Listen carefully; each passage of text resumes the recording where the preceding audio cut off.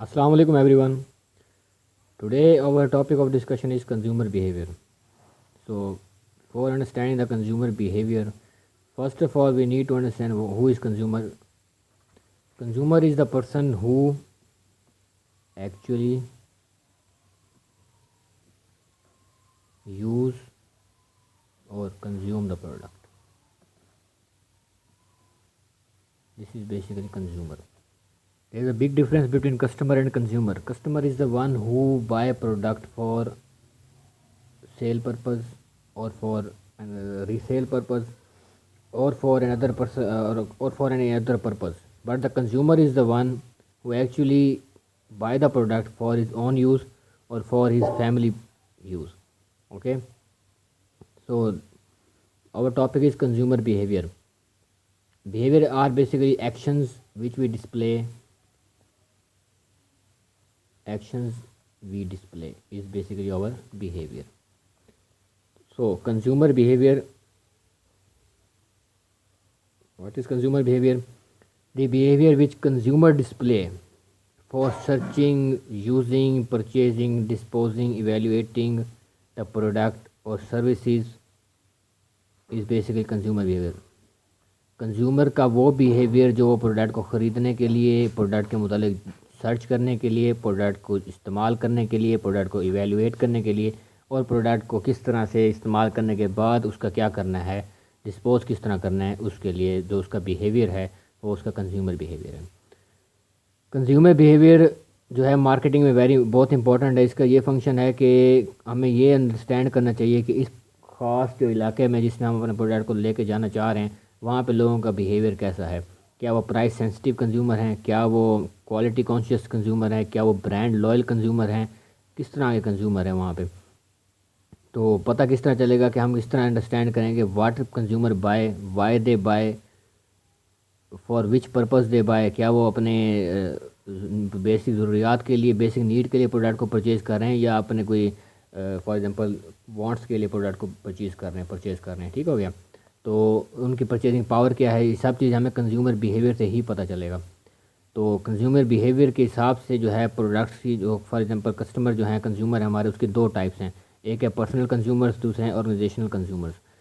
Personal consumer वो consumers होते हैं, दोस्त consumer which by product for their, which by products for their own use और for their family use.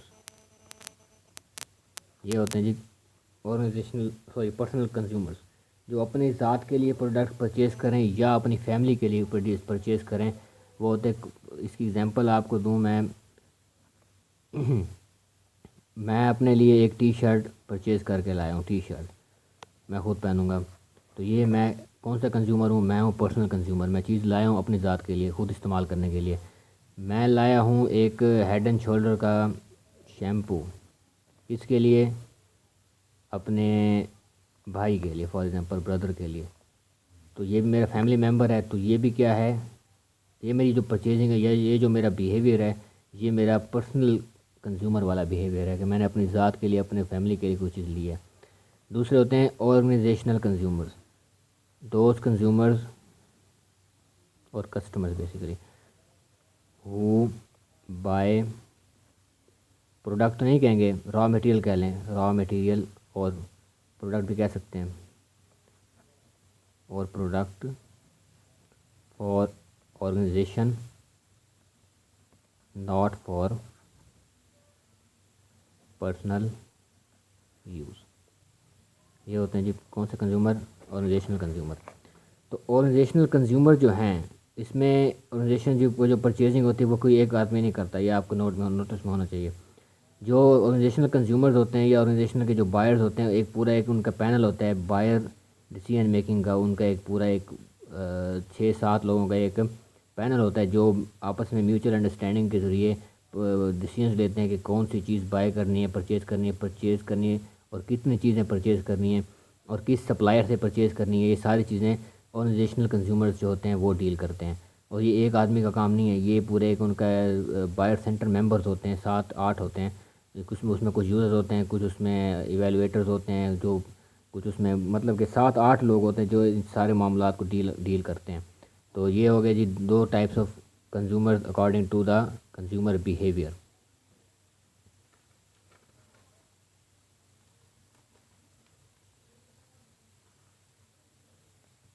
आगे है जी मार्केटिंग कॉन्सेप्ट।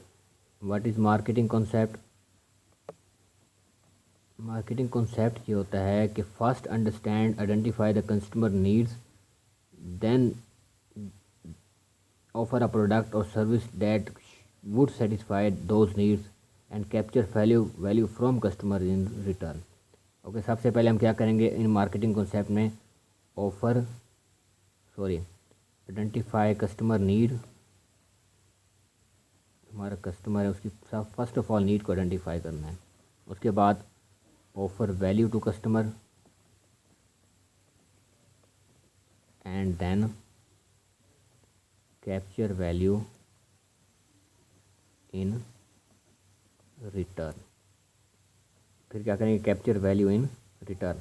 अब इसका क्या मतलब है? सबसे पहले ये होगा कि हम सबसे पहले कस्टमर की नीड्स को आइडेंटिफाई करेंगे कि कस्टमर लेना क्या चाहता है, उसकी नीड्स और वांट्स उसकी क्या हैं।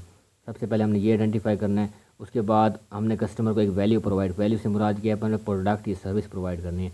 उसके बाद capture value from customer in return. फिर कस्टमर से हमने वैल्यू कैप्चर करनी है। कस्टमर से जो हम वैल्यू कैप्चर करेंगे वो इन द शेप ऑफ क्या होगा?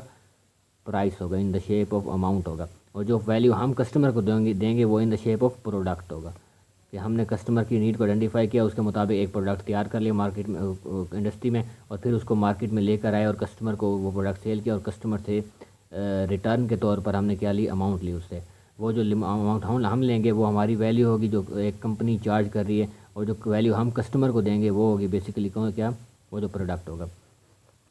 तो मार्केटिंग कॉन्सेप्ट जो है वो इस पर फोकस करता है। एक तो होता है सेल्स कॉन्सेप्ट, उसमें ये होता है कि हम मार्केटिंग कॉन्सेप्ट की तरह कस्टमर नीड्स को पहले आइडेंटिफाई नहीं करते, हम बल्क में चीज़ें बना लेते हैं, प्रोडक्शन कर लेते हैं, फिर मार्केट में क्या जाके सेल करते हैं। तो ये होता है कि उसका ये ड्रॉबैक था कि वो जब हम मार्केट में प्रोडक्ट्स बना के सेल कर रहे थे तब ये था कि कस्टमर की क्या पता वो कस्टमर की स्पेसिफिकेशन के मुताबिक ना हो, कस्टमर की नीड्स एंड वांट्स को सेटिस्फाइड ना करे। लेकिन ये था कि उसमें उस वक्त में जो कंपनी ज़्यादा प्रोडक्शन कर लेती थी उसको ही ज़्यादा अच्छा समझा जाता। कस्टमर भी उसको अच्छा समझते थे कि ये हर किस्म के प्रोडक्ट्स बना रही है, हर साइज़ की, हर शेप के, हर कलर के प्रोडक्ट्स बना रही है, तो ये कंपनी अच्छी है। तो उस अब जो है आजकल सोसाइटल मार्केटिंग कॉन्सेप्ट का एक वो चला हुआ है, सोसाइटल मार्केटिंग कॉन्सेप्ट। अब कंपनी ज़्यादा प्रेफरेंस दे रही है सोसाइटी को, सोसाइटल मार्केटिंग कॉन्सेप्ट। ये तो था मार्केटिंग कॉन्सेप्ट, कस्टमर की नीड्स को आइडेंटिफाई करके प्रोडक्ट भेज देना उसको, और कस्टमर उसको परचेज भी कर लेते हैं। आज भी चल रही है मार्केटिंग कॉन्सेप्ट, लेकिन इसको अब ज़्यादा फोकस दी जा रही है। सोसाइटल मार्केटिंग कॉन्सेप्ट ये है कि product produce the things, produce the product services according to the needs wants, according to the social standards, according to the culture of the society in which the product is being displayed और is being sold. तो इसकी definition ये बनेगी, manufacture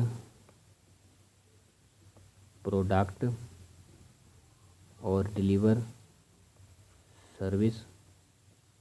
services according to the needs and wants, social standards, norms, culture of society इसका societal marketing concept. For example आजकल पाकिस्तान में green marketing का concept चला हुआ है कि वो चीज़ें प्रोड्यूस करें जो इन्वायरमेंट के लिए इको फ्रेंड, वो चीज़ें सेंड करें मार्केट में जो मार्केट के जो लोगों के लिए इको फ्रेंडली हों, ग्रीन प्रोडक्ट्स, ग्रीन चीज़ें। ग्रीन मार्केटिंग का कॉन्सेप्ट आजकल चला हुआ है जिस तरह पाकिस्तान में चला हुआ है। तो ये क्या है? ग्रीन मार्केटिंग बेसिकली क्या है? सोसाइटल मार्केटिंग कॉन्सेप्ट को फोकस कर रही है कि प्रोडक्ट्स वो मार्केट में लॉन्च करें जो इको फ्रेंडली हों, इन्वायरमेंट के साथ उनका वो ज़्यादा इन्वायरमेंट को बेसिकली ख़राब ना करें, और ग्लोबल वार्मिंग हो गया और इस तरह की जो मुख्तलिफ इन्वायरमेंटल डिज़ास्टर्स हैं वो उनका बायस ना बने, प्रोडक्ट ऐसे हों। ठीक हो गया बेटा? तो ये है जी सोसाइटल मार्केटिंग कॉन्सेप्ट। अब कंज्यूमर बिहेवियर में एक बड़ी अहम 3 डेफिनेशंस आ जाती हैं, और मार्केटिंग में भी हैं, और बेसिकली मार्केट की बेसिकली जान होती हैं। सबसे पहले होता है सेगमेंटेशन, नेक्स्ट है टारगेटिंग, और लास्ट में है पोजीशनिंग। अच्छा जी, सबसे पहले सेगमेंटेशन। सेगमेंटेशन नाम से ज़ाहिर है कि मार्केट के सेगमेंट बना देना। सेगमेंट कहते हैं पोर्शन को, पोर्शन, या इसको उर्दू में कहते हैं हिस्से, या कहते हैं पार्ट्स। पार्ट्स, मार्केट को मुख्तलिफ पार्ट्स में डिवाइड कर देना। Divide the whole market into different parts according to demographics, sociographics, psychographics and geographical एतबार से हम अपनी मार्केट को डिफरेंट रीजन्स में, डिफरेंट पार्ट्स में, डिफरेंट पोर्शन में क्या कर देते हैं बेटा, डिवाइड कर देते हैं। वो जो फर्स्ट पार्ट है डिवीजन ऑफ मार्केट जो है वो सेगमेंटेशन है। क्या है इसकी डेफिनेशन बनेगी, divide whole market into different portions on the base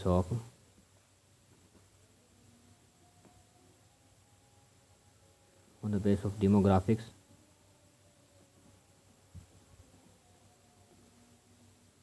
sociographics,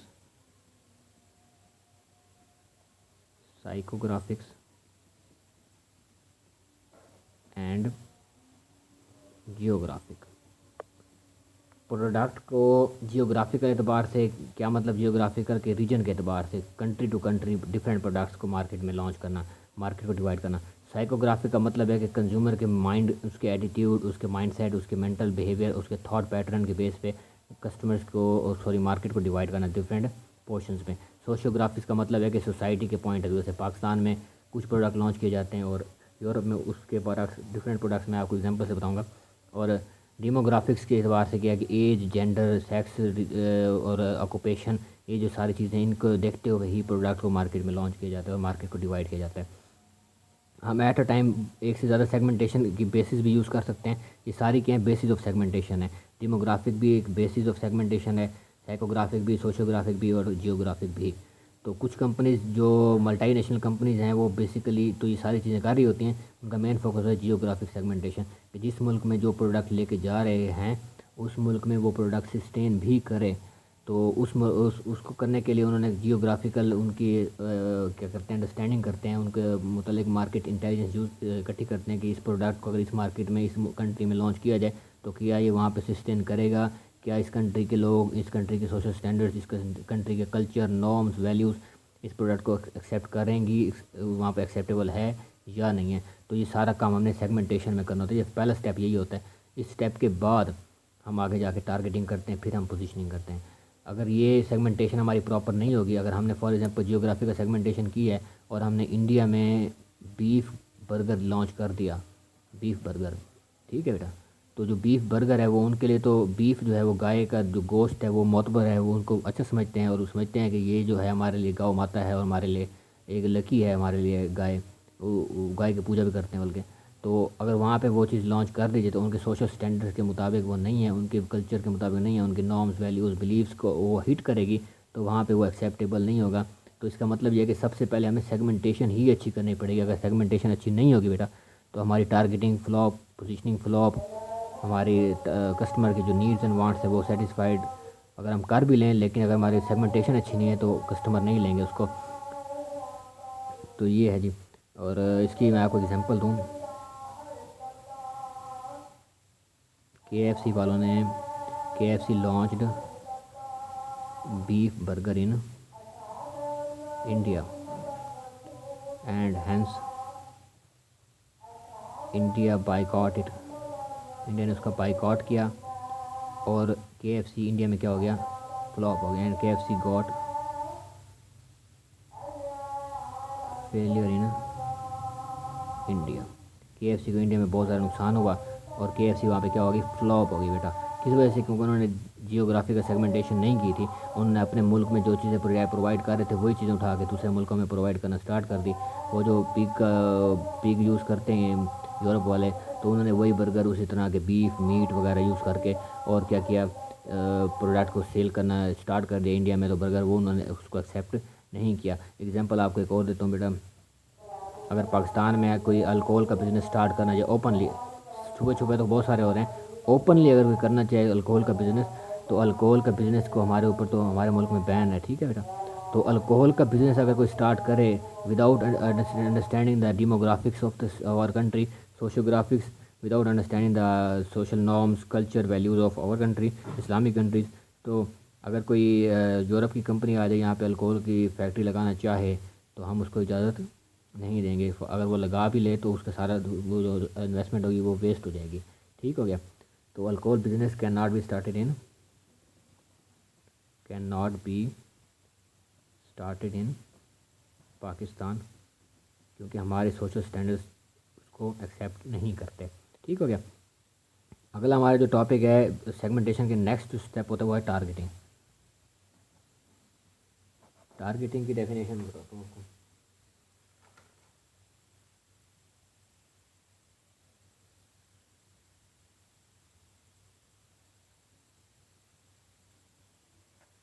market targeting में हम एक या दो सेगमेंट्स को सिलेक्ट करते हैं जिनको हमने प्रोडक्ट सेल करनी है। मार्केट टारगेटिंग इज़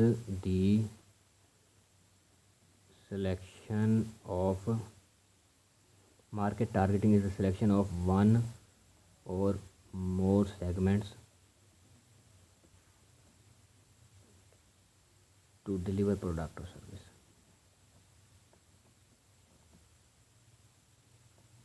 ये है जी मार्केट टारगेटिंग में बेसिकली टारगेट से शो है कि हमने इस मार्केट को टारगेट करना है, इसको जाके हिट करना है, इसको अपना प्रोडक्ट जाके सेल करना है। तो ये क्या होता है, ये टारगेटिंग है। Targeting is the selection of one और मोर सेगमेंट्स टू डिलीवर प्रोडक्ट और सर्विस। अब ये मार्केट टारगेटिंग हमेशा बेटा पोजीशनिंग उसके सेगमेंटेशन के बाद ही होगी। सेगमेंटेशन के बाद हमें मुख्तलिफ सोसाइटीज़ का, मुख्तलिफ लोगों का, मुख्तलिफ सिटीज़ का, मुख्तलिफ कल्चर्स का पता चल जाएगा, अंडरस्टैंडिंग हो जाएगी। तब जाके हम देखेंगे कि इस मुल्क में, अगर इस शहर में, इस कंट्री में, इस सिटी में अगर हम अपना प्रोडक्ट लॉन्च करें तो हमारा प्रोडक्ट यहाँ पे सस्टेन कर जाएगा। यहाँ पे लोगों की परचेजिंग पावर अच्छी है, यहाँ पे लोगों की मेंटालिटी अच्छी है, यहाँ पे लोग ओपन माइंडेड हैं या नैरो माइंडेड हैं, जिस तरह के भी हैं।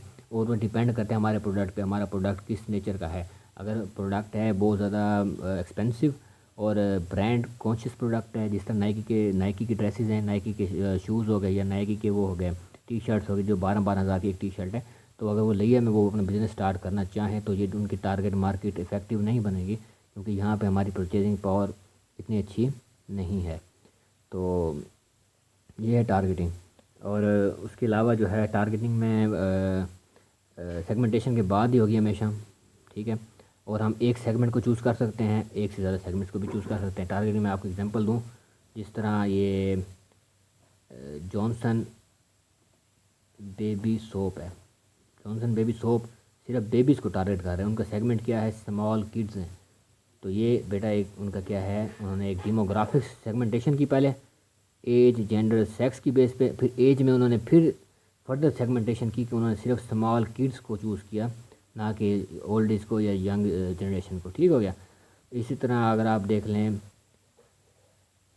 फेयर एंड लवली जो है वो हिट करता है, वो मतलब टारगेट करता है गर्ल्स को। ठीक हो गया, तो यंग गर्ल्स को, ना कि वो किसी ओल्ड वीमेन को या ओल्ड एज के जो हजरात होते हैं उनको। तो ये उनकी टारगेटिंग क्या है, उन्होंने एक सेगमेंट चूज़ किया और सेगमेंट में फिर उन्होंने सेक्स वाला जो सेगमेंट है, यानी कि जो मेल या फीमेल, फिर उन्होंने फीमेल को टारगेट किया। ठीक हो गया। फीमेल में फिर उन्होंने वो जो एज वाली सेगमेंटेशन है, फिर उन्होंने 20 से 30 साल या 20 से 25 साल वालों को ये गर्ल्स को टारगेट किया उन्होंने। तो ये उनकी सेगमेंटेशन इफ़ेक्टिव तब बनी है, उन्होंने 2-3 मरतबा सेगमेंटेशन, एक तो उन्होंने डेमोग्राफिक, फिर उसके अंदर उन्होंने एज वाली भी डेमोग्राफिक यूज़ की और जेंडर वाली भी डेमोग्राफिक यूज़ की। तो जब जाके अब उनका प्रोडक्ट मार्केट में काफ़ी ज़्यादा अवेलेबल है और काफ़ी ज़्यादा वो इन है। तो थर्ड जो स्टेप है बेटा वो है पोजीशनिंग। मार्केट आपने टारगेट कर ली, उसके बाद आपने अपना डिस्टिंक्ट इमेज क्रिएट करना है in the mind of target customer. To create a distinct और different unique image of your product in the mind of target customers। Positioning आप किस तरह क्रिएट करेंगे? पोजीशनिंग के लिए बेस्ट जो ऑप्शन है वो आपकी जो मतलब फंडामेंटल भी है और वो बेसिक भी है, वो एडवर्टीज़मेंट। आप जो प्रोडक्ट मार्केट में लॉन्च करना चाह रहे हैं, जिस मार्केट को टारगेट करना चाह रहे हैं, उस मार्केट में जाके आप एडवर्टीज़मेंट स्टार्ट कर दें कि हम ये प्रोडक्ट लेके आ रहे हैं, कोई कॉन्सर्ट करा दें, कोई बैनर्स लगवा दें, कोई इवेंट करा दें, या कोई छोटा मोटा कोई अवेयरनेस प्रोग्राम स्टार्ट करा दें, या अवेयरनेस प्रोग्राम स्टार्ट कर लें, या कोई प्रोडक्ट लॉन्च करने से पहले ही प्रोडक्ट्स को free of cost, free of price market में डिस्ट्रीब्यूट करा दें। तो इससे क्या होगी, पोजीशनिंग क्रिएट हो जाएगी। बिल बोर्ड्स लगवा दें कोई, या ऑनलाइन एडवर्टीजमेंट भी आजकल हो रहे हैं। आपको पता है पोजीशनिंग ऑनलाइन भी लोग करते हैं कि फेसबुक पे, व्हाट्सएप पे, ट्विटर पे और स्नैप पे, और जितने भी हमारे सोशल मीडिया के जितने भी सॉफ्टवेयर हैं, जितने भी सोशल मीडियाज़ हैं, उनके ऊपर प्रोडक्ट को क्या करना, डिस्प्ले कराना, या प्रोडक्ट के फीचर्स को डिस्प्ले कराना, या उसके मतलब एडवर्टीजमेंट, उनके मतलब कोई वर्ड ऑफ माउथ जनरेट करना, ताकि वो प्रोडक्ट मार्केट में लोगों के जहन में इसका एक अच्छा इमेज क्रिएट हो जाए। तब हम लॉन्च करेंगे तो लोग धड़ाधड़ प्रोडक्ट को लेना स्टार्ट कर दें। पोजीशनिंग जो है वो एक दिन में नहीं स्टार्ट होती, एक दिन में नहीं। पोजीशनिंग क्रिएट करने के लिए सालों भी लग जाते हैं, और पोजीशनिंग अगर प्रोडक्ट आपका बहुत ज़्यादा इफेक्टिव है तो एक ही बार में पोजीशनिंग क्रिएट हो जाती है। पोजीशनिंग के लिए वर्ड ऑफ माउथ भी बड़ी इंपॉर्टेंट होती है। एक बंदा प्रोडक्ट ले गया, उसने आगे जाकर दूसरे बंदे को कह दिया कि भाई प्रोडक्ट बहुत अच्छा है, मैंने लिया, इकोनॉमिकल भी है, सस्ता भी है और इफेक्टिव भी है, फीचर्स भी अच्छी हैं। तो ये वर्ड ऑफ माउथ जो होते हैं ये हर किस्म की पोजीशनिंग से बेहतर होते हैं, क्योंकि इसमें आप पे नहीं कर रहे होते, और वो बंदा आपका प्रोडक्ट, उसने कोई पैसे नहीं लिया आपसे, वो आपका फ्री ऑफ कॉस्ट आपकी एडवर्टीजमेंट कर रहा है, क्योंकि वो सेटिस्फाइड हो गया। तो प्रोडक्ट की अगर फीचर्स अच्छी होंगी तो पोजीशनिंग ऑटोमेटिकली उसकी अच्छी हो जाएगी। Thank you so much. मेरे चैनल को सब्सक्राइब करें। अगर आपको कोई इशू है इस टॉपिक में, इस वीडियो में, तो आप मुझसे डिस्कस करेंगे। Thank you.